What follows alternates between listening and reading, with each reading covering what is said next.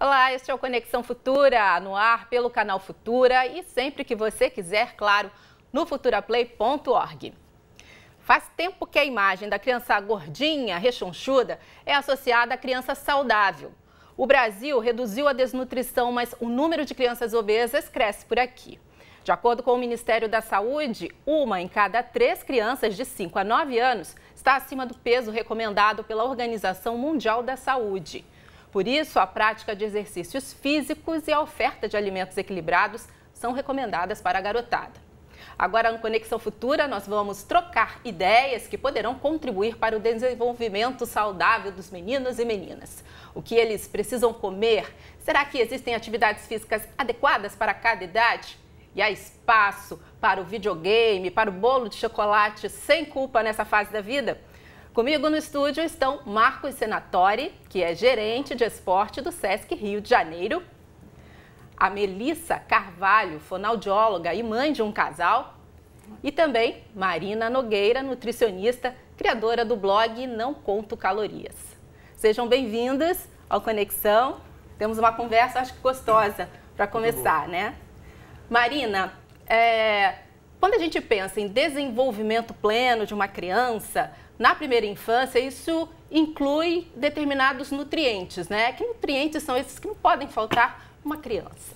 Na verdade, como a alimentação da maioria das pessoas, são todos os nutrientes, vitaminas e minerais. Mas o que a gente mais fala é carboidrato para dar energia para a criança conseguir fazer as suas atividades rotineiras e as atividades físicas. A proteína pela questão do desenvolvimento.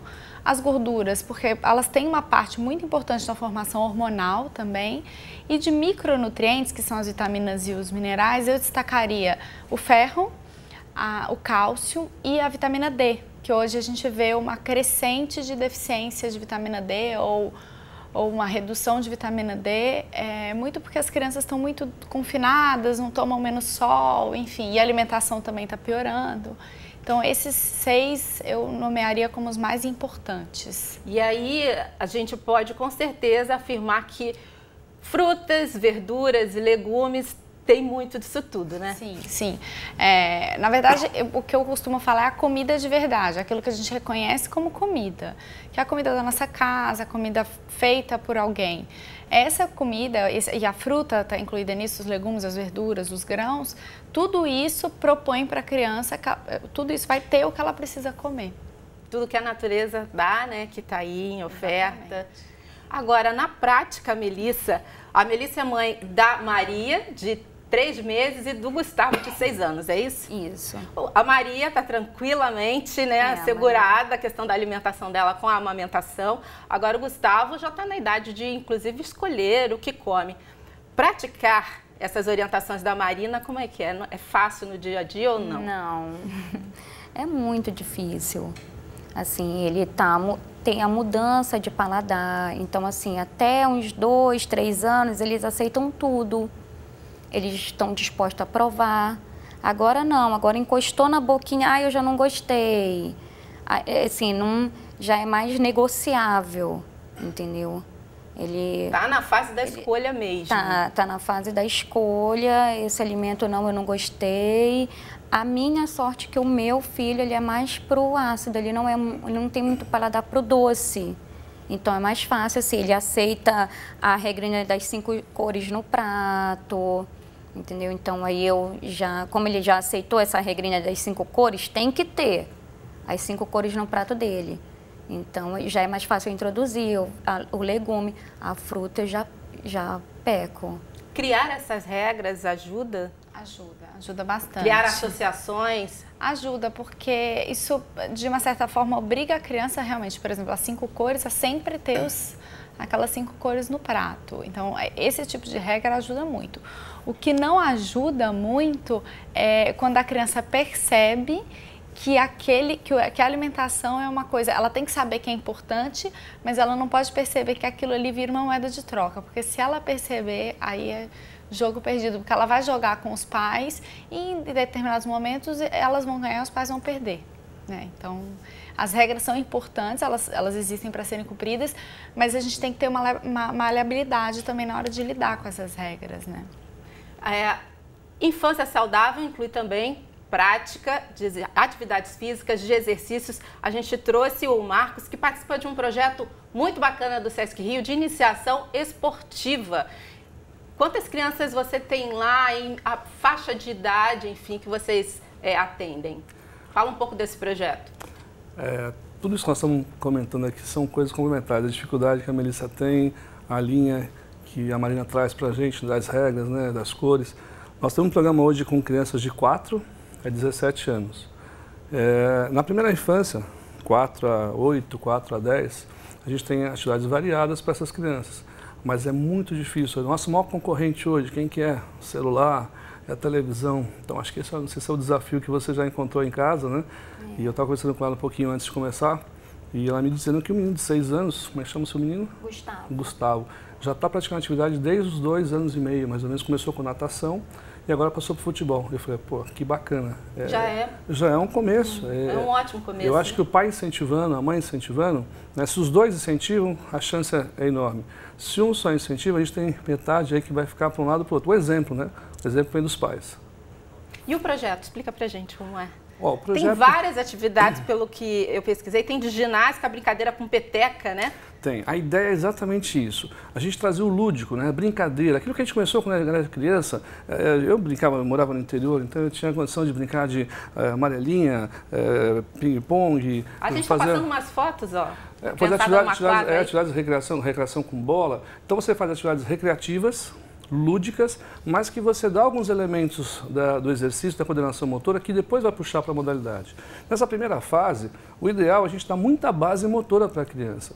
A criança que passa por uma atividade dessa, com bola, correndo, saltando, fazendo aquilo que a gente fazia quando era pequenininho, ela tem muito mais chance de, no futuro, escolher uma modalidade e falar, bom, eu vou jogar vôlei, vou jogar basquete, mas ela teve o prazer de fazer.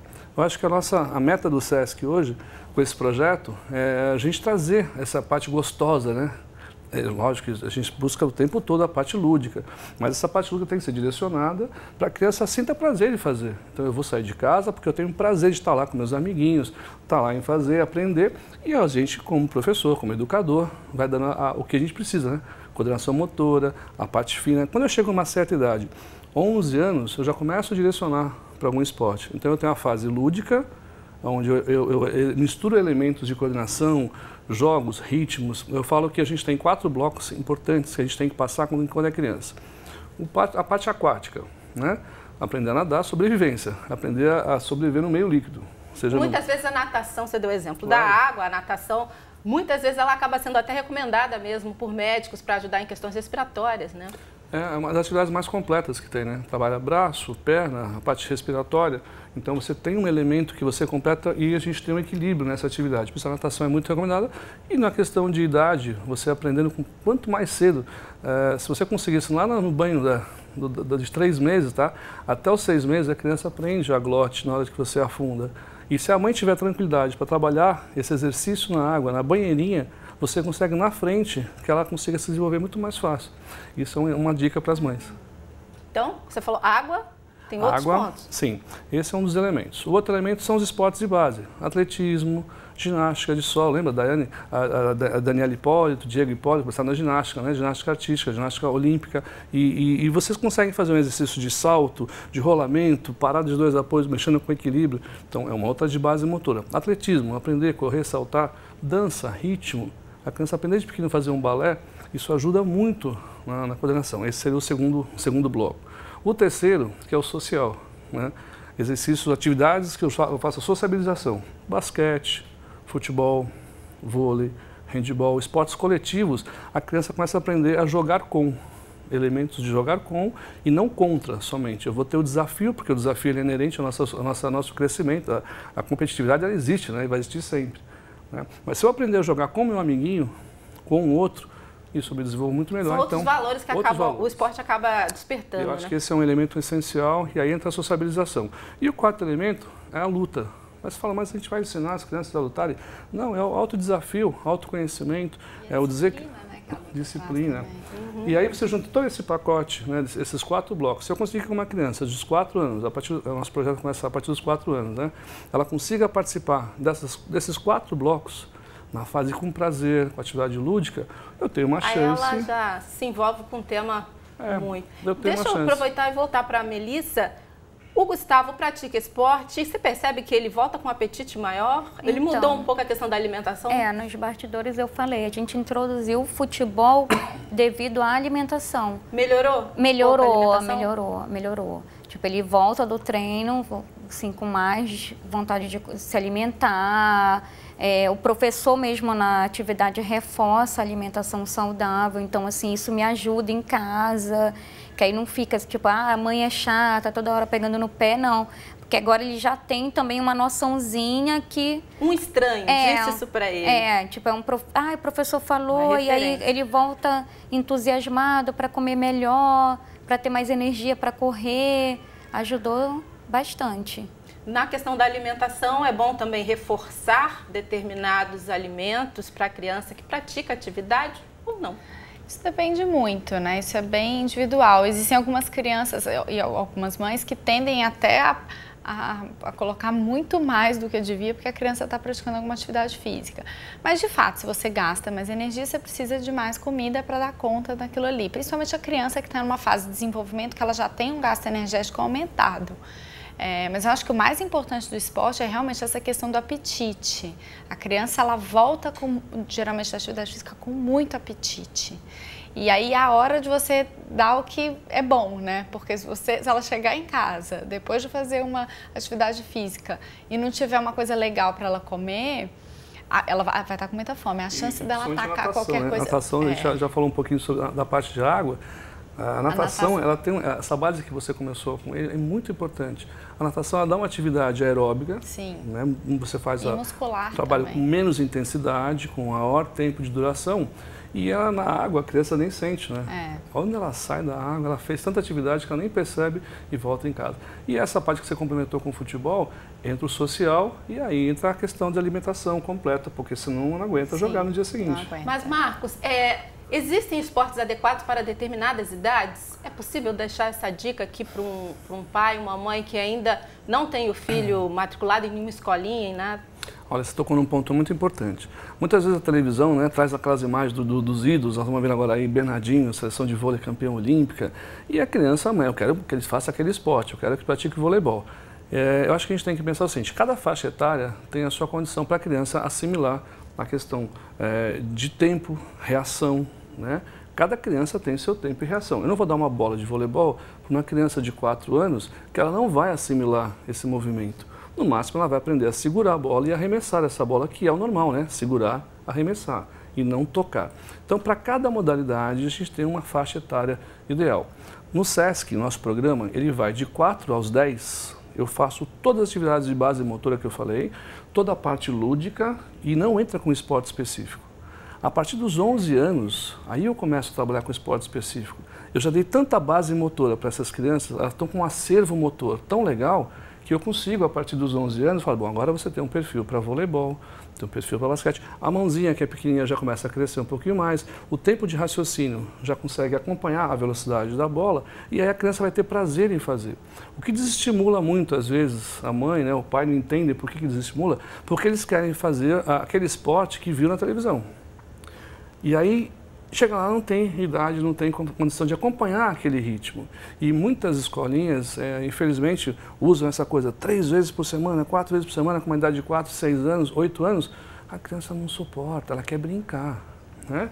Importante dar liberdade para a criança, liberdade. Né? Eu digo o seguinte, sempre eu conversando isso em roda de técnicos, professores, educadores, nutricionistas, a criança tem que brincar, ela tem que ter prazer em fazer atividade. Ela pode ficar 10 horas fazendo atividade no seu prédio, na sua rua, no momento que ela está na hora de lazer.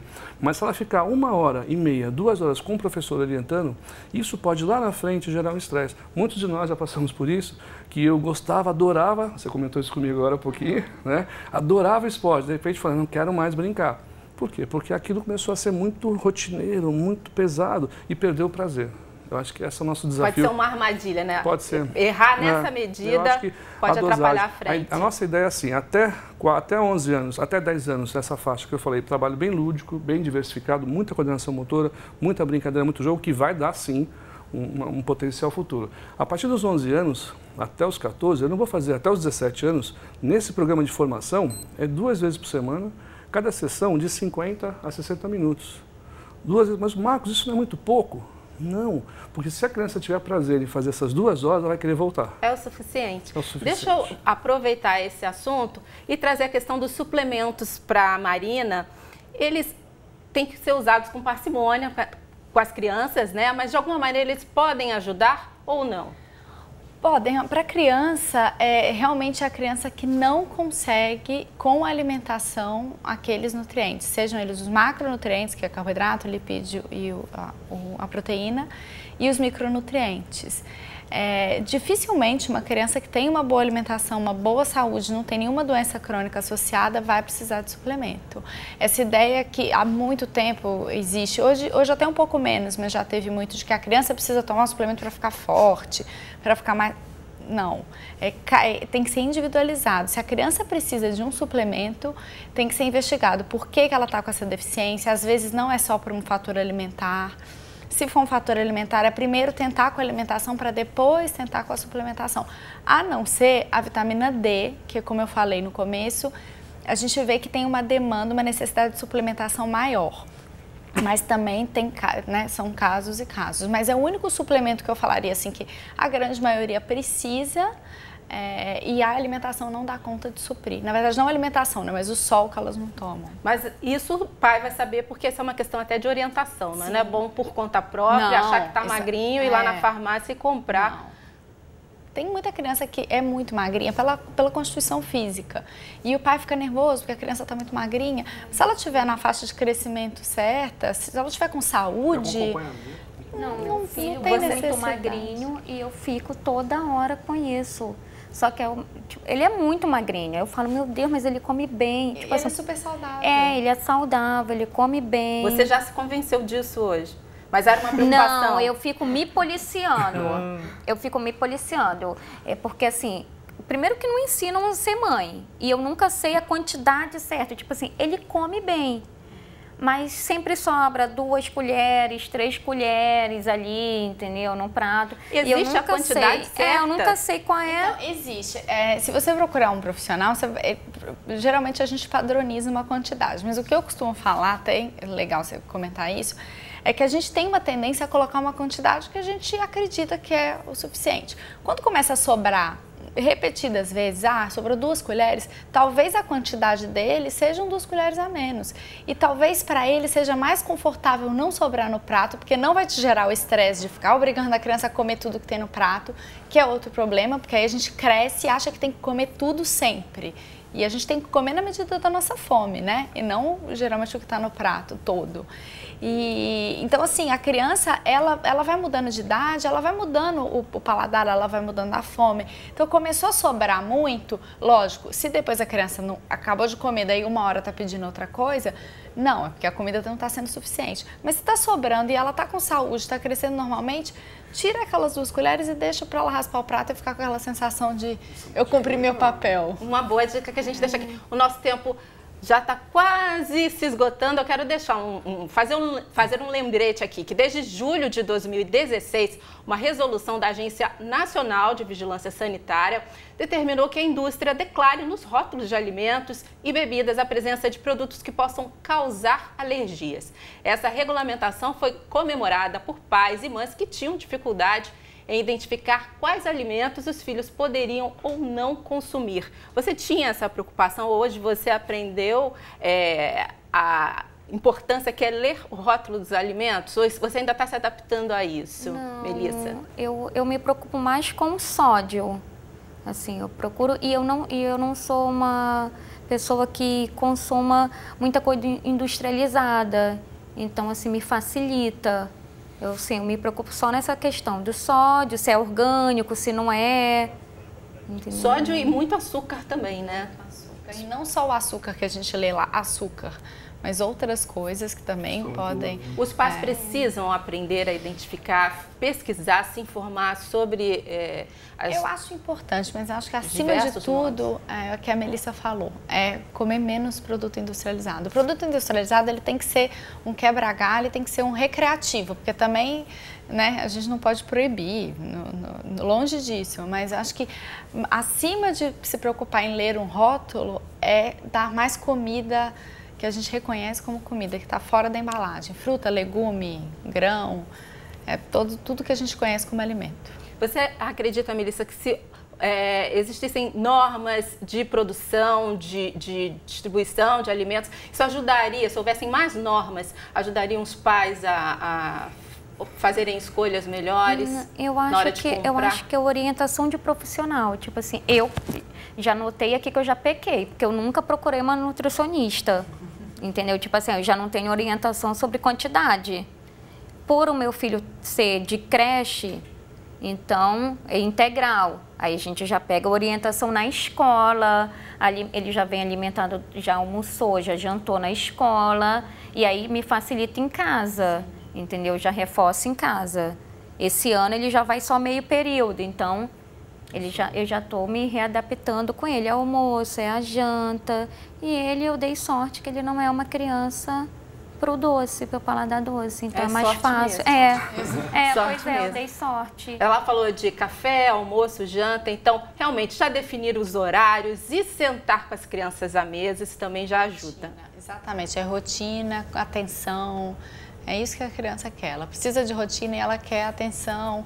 É o convívio na mesa que não tem mais, né? Porque isso é importantíssimo. Não tem que ser só momento de comer, tem que ser momento de prazer, de troca, né? De falar sobre o esporte que praticou mais cedo. Os pais praticando esporte junto com os filhos também, bons exemplos. E esses valores que ela falou, disciplina, ética, o esporte traz muito isso. Acho que a gente tem que aproveitar essa coisa do esporte e aproveitar isso em casa, né? Nesse programa de infância saudável, a gente acabou chamando a atenção que para a família inteira acaba sendo positivo, né? Com certeza. Tanto a alimentação quanto o esporte. Deixa eu mostrar o site, o portal do Sesc Rio para vocês. Está aqui na tela. Que legal. sescrio.org.br. Aqui à direita tem uma aba com o nome Esportes. E aqui, enfim, tem as dicas sobre os projetos, o projeto de iniciação, né, esportiva. As unidades que nós todas temos. As unidades do Sesc. E é possível, mesmo quem não pode, tem alguma limitação, não pode sair de casa durante a semana, é possível em casa, deixa uma dica, fazer alguma atividade física, a mãe e o pai juntos com as crianças, enfim. Não tem espaço, eu moro num apartamento pequeno, e agora? Posso fazer uma brincadeira com as crianças, eu posso estar sentado e levanta e sento. E eu faço alguma atividade prazerosa e a criança vai acabar participando dela. Isso estimula, né? Vou rolar uma bolinha pequena, perto no sofá, no chão, isso acaba ajudando, né? A estimular o prazer, né? A parte lúdica, né? Isso aí é o que dá o caminho para tudo. Bom, importante então é manter-se ativo sempre e procurar o máximo possível ingerir esses alimentos que a natureza deixou pra gente, né? Produz pra gente. Olha, muito obrigada, eu realmente tenho que encerrar o programa, mas quero deixar o site da Melissa também, da Marina. Peraí, antes de mais nada, fala pra gente que blog é esse, Não Conto Calorias? nãocontocalorias.com.br. Tem dicas pra família inteira? Tem pra todo mundo. nãocontocalorias.com.br. Isso mesmo. Um abraço para vocês, até uma próxima oportunidade. Muito obrigada. Obrigado. Obrigada a você de casa também que acompanhou essa conversa com a gente. E lembrando, Conexão Futura vai ao ar sempre de segunda a sexta-feira na tela do canal Futura ou a qualquer hora do dia e da noite no futuraplay.org. Tchau!